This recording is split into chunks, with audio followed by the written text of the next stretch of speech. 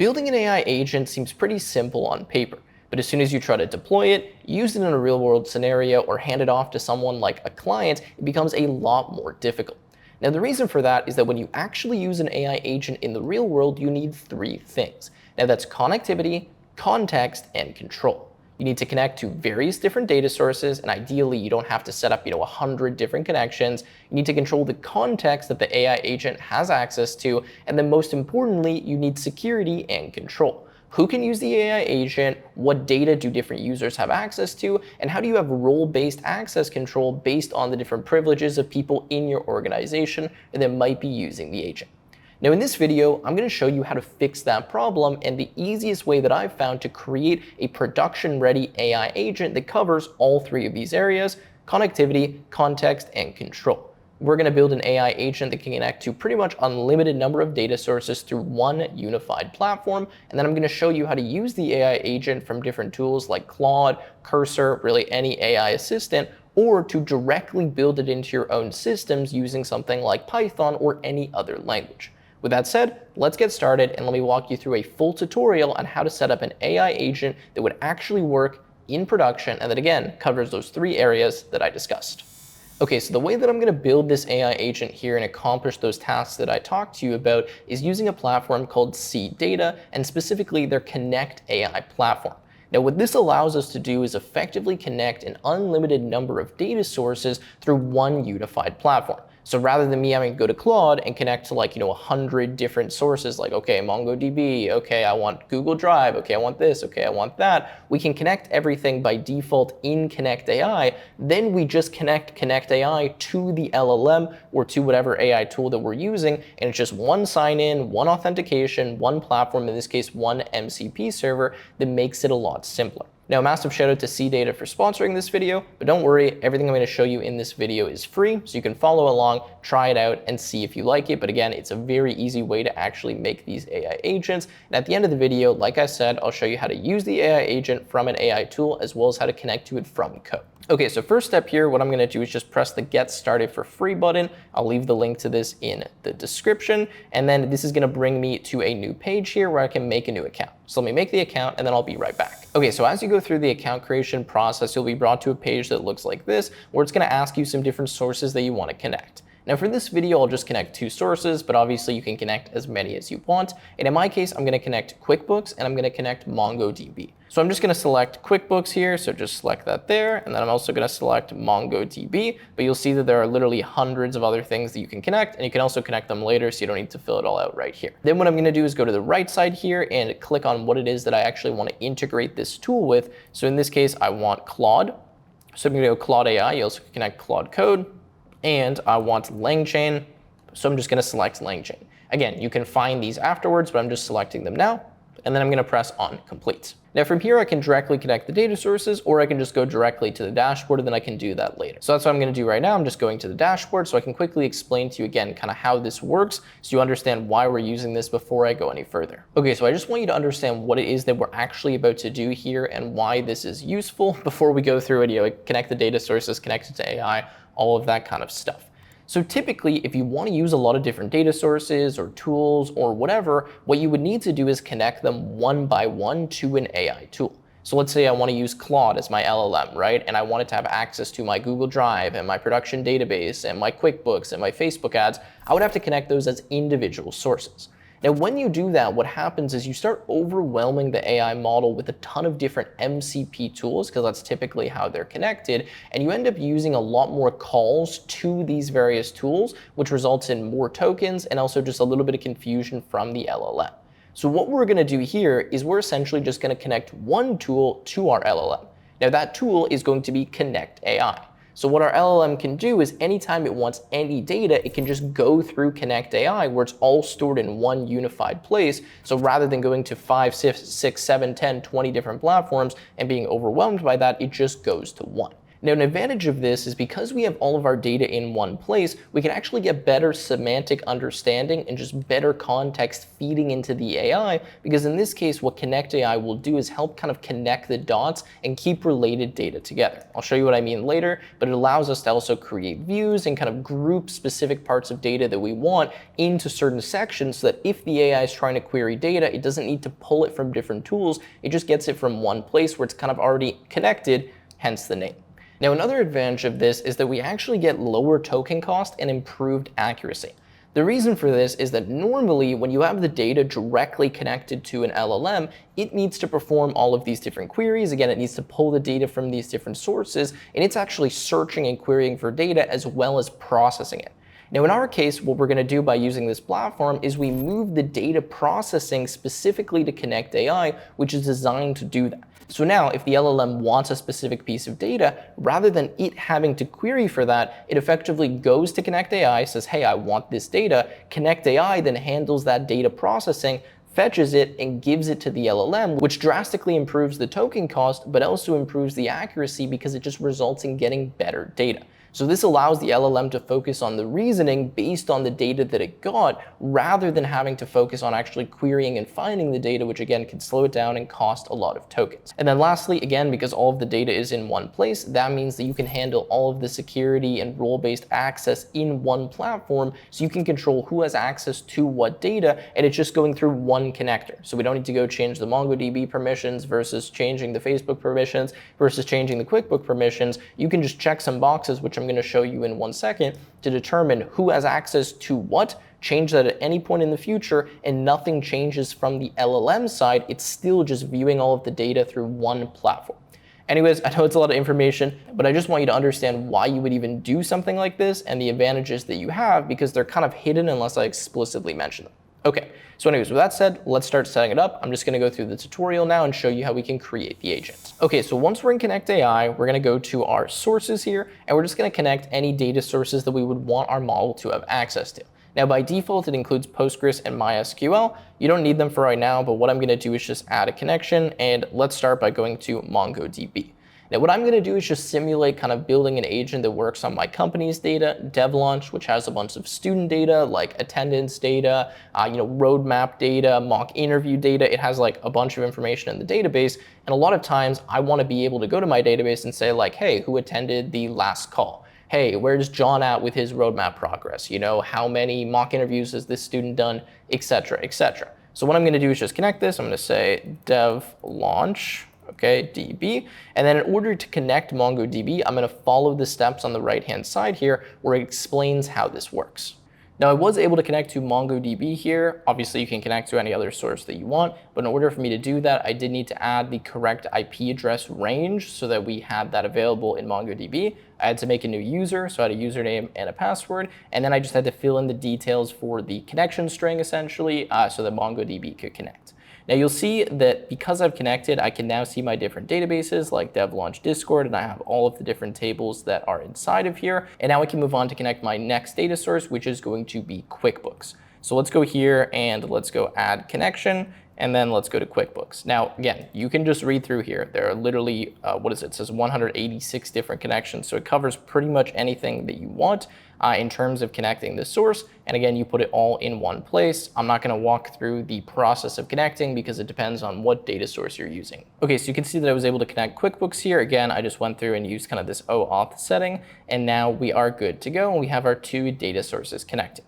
Now, because the data sources are connected, we can actually just directly start working with them by looking in the data copilot. So I'm going to show you more settings in a second, but if we just want to see, okay, is this working? What we can do is just type a prompt inside of here, and this is a quick way to just kind of test AI on your existing data. So we can just test something like how many mock interviews were completed.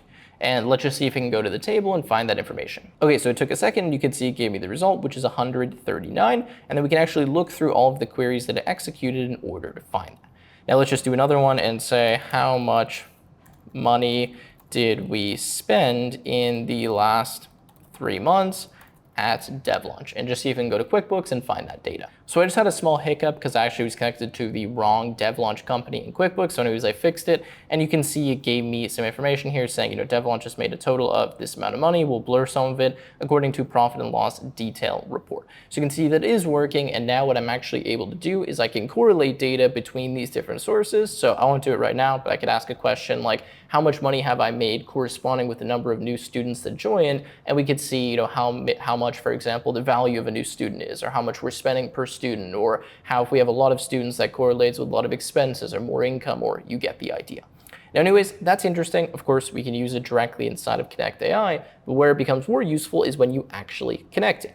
So you'll see this button right here that says Connect Data to AI. You also can go to integrations, and I'm going to show you now how we can connect this over to Claude so we can start using this from an external source and how that actually works. So I'm just going to search for Claude here in the search bar, and we'll see Claude AI. So what I'm going to do is press on this, and it just gives us a quick setup guide so we can follow this to set up the integration. So I'm going to go to Setup Guide, and it should show us exactly how to do this. And we can go over to Claude. So let's just open it up. So let's go like this, and I'll show you exactly how to connect it. Again, you can also follow that guide that I opened up. Okay, so if you open up Claude, what you can do here is you can press this little plus button, and you can go to connectors. Now from connectors, you can go manage connectors, and then you'll see I connected to this previously, but let's close it. Then what I can do is go plus, and I can go browse connectors or add custom connector.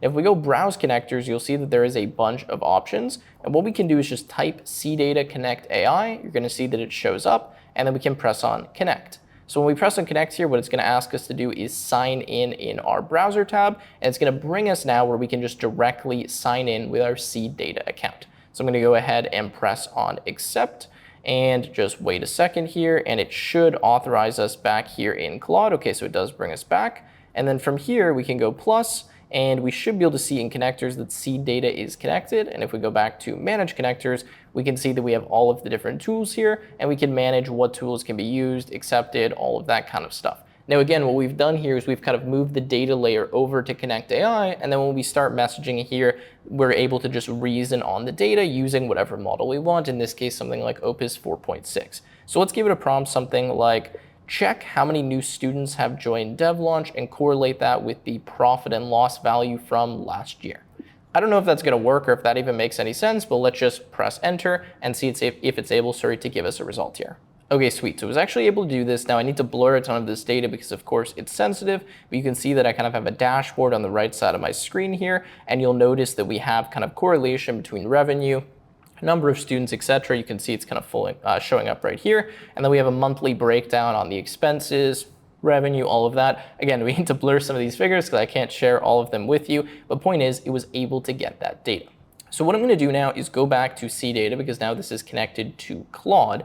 And what I want to do is show you a little bit about how the security works and how we can actually create kind of different views of data and then grant other people access to them. So what I'm going to do is go to users, and this is where this becomes a lot more powerful from kind of like an organization perspective. So we have my user right here, but we also can invite other users. So what I could do, for example, is take, I don't know, tim@devlaunch.us, one of my other email addresses, and I can give them a role like just the ability to query. So they can't change anything, execute anything, modify anything, whatever. We can just say, okay, they only can query stuff, and then we can actually choose what data sources we even give them access to. So maybe we don't want them to have access to accounting or Postgres or MySQL. We just remove those. Maybe we want them to be able to update something in the DevLaunch database. Again, we can just add that, and then we can send the invite directly to them. So now this particular user, if they want to connect this to their own AI tool, they just go to Claude, and then they can just connect it just like we did by signing into their CData account. But this time, they're only going to be able to view the data that we've given them permission to view. So if we go to even sources, right, and I click into like the accounting source, and let's just view here, and we go to permissions, you can see now it shows both of the users. And then again, we can change and modify the permissions based on what we want them to be able to do, which is super cool. Now, another interesting thing is that we may not want to just give a user full access, for example, to the DevLaunch database. So if that's the case, what I can do is go to workspaces here, and I can actually create a workspace that contains different sets of tables or information, and then kind of have that as like a grouping that I can give access to other people. So if I go add workspace, let's just call this, I don't know, student data or something. Okay, let's go ahead and press on confirm. Then what I can do inside of student data is I can add various assets. So if I go add, I can go like tables and views, I can go to my database, and then what I can do is just grant access to particular tables. So for example, we can go to DevLaunch Discord here, right? Let's view the different tables that we have, and maybe I just want to give access to group call data. Okay, so let's do that. We just check the group call stuff and then confirm. Okay, and then that's that. And then what we can do here is give this a description or just leave it as a workspace and go to permissions. And now what I could do is I could say, okay, Tim at devlaunch.us, you have access to all of this, right? We don't care. You can access all of this stuff in this student data workspace, but you just don't have access to the full database. We can give kind of table-based granular controls, which again is very powerful, and the reason why you want a platform like this if you're actually going to use this out in the wild, right, and deploy this to a ton of different users. Now, of course, there's a lot of other stuff that we have inside of here, like jobs, for example, if we want to automatically have data come into the platform, synchronize it, etc. There's also a full API that you can use. I'm not going to go through the docs there, but what I will show you is that, of course, you can also connect this to your own models and your own systems directly through code. So in order to do that, what I'm going to do is just go to integrations here. I'm just going to show you an example of integrating this with Langchain. Also, just keep in mind you can integrate it with a ton of different platforms. So I'm going to go Langchain, and what I'm going to do is create a personal access token. I'm going to show you a quick code snippet that I set up before this video in order to actually connect this. So let's go create new personal access token. Let's just call this Langchain and create. Okay, let me copy that. Obviously, I don't want to share that with you, and let me just add this to my environment variable file inside of my Python code. Okay, so I created the access token. Now again, I can go to the setup guide, and if we go here, it'll bring you to a page like this where it explains how to set this up in terms of connecting an MCP server to Langchain. So you can see that we kind of have some Langchain imports like Langchain OpenAI, Langchain MCP adapters, right? You can set up a config where you set up your authentication as well as MCP base URL, and then you are effectively just good to go, and you can connect this to a simple Langchain agent, which I'm going to show you right now. Okay, so I'm just running my code demo here, and you can see that I just did uv run agent.py. I'll show you the code in 1 second. You can see that it prints out all of the tools that it has available to it when it connects to CData here, and then you can see that it says user prompt. This is the prompt that I had, tell me how many current students I have in the database as users in MongoDB. So it's gonna go to MongoDB, search, and see how many students are there. Okay, and you can now see that we get a response saying there are currently 111 students in the database as users in the MongoDB collection. Now let me quickly show you the code I used in order to get this because it's very, very basic. Point is just that you, yes, can connect it from code. So you can see that I have a super simple run agent script where I connect to Langchain and the Langchain MCP adapters. I just create a multi-server MCP client here where what I do is put in my authentication, kind of details here, which I'll show you in 1 second. So config.mcp base URL and config.mcp auth, which includes kind of my token. And again, I'll show you in 1 second. Then what I do is I load up all my MCP tools and I just print them out here just so that we can see what we have access to. I then use just GPT-4o, again, just cheap agent here in order to interact with this. So I create an agent, I connect it to my MCP tools. I just had a prompt, tell me how many current students I have in the database, and then just printed that out. I then waited for the agent to essentially execute that prompt, and then it gave me the response. That's it for the agent code. In terms of connecting to the MCP server, very simple. I just imported a few stuff directly from the documentation guide they had. I create this auth, so I have my CData email and my personal access token. I base 64 encode them because that's what I need for this kind of bearer authorization token, so we know who the user is and their token so that we can, have the correct security for that particular user. Then what we do is we just return that value, and then here in the config, we have the MCP base URL, we have the authentication token that we generate, and then we have our OpenAI API key, all of which I have in the environment variable file. And that's it. So we literally just connected the MCP server to Langchain, and then we can directly use it inside of the code, which allows you to use this from any library, any module, any language that you want, because again, you're just connecting to an MCP server. So with that said, guys, that's pretty much going to wrap up this video. I know it's pretty basic, but I just wanted to show you a really easy way to connect multiple different data sources, handle all of the security, handle the context, control all of that stuff that I discussed, and then use it from multiple different AI sources. The way that ConnectAI works is that it acts as the intermediary, right? So it's handling all of the security, all of the data, but then ultimately your data and the way that you interact with it is up to you, and you use this as the connection layer, which just makes your life a lot easier. Again, massive shout out to them for sponsoring this video. If you guys enjoyed, make sure you leave a like, subscribe to the channel, and I will see you in the next one.